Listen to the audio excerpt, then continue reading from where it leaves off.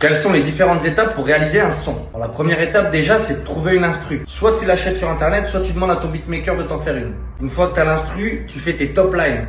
C'est les papara, papapara, et comme ça tu trouves le rythme sur lequel tu vas poser. Une fois que tu as fait tes top lines pour tes couplets et tes refrains, là tu peux commencer à écrire. En tout cas, moi c'est comme ça que je fais. L'écriture c'est le plus compliqué parce que ça demande de l'imagination, mais aussi il faut réussir à se démarquer des autres et à trouver son propre style. Une fois que tout ça c'est fait, tu peux filer au studio. Une fois que tu es au studio, là tu bosses avec le beatmaker, t'enregistres ton son.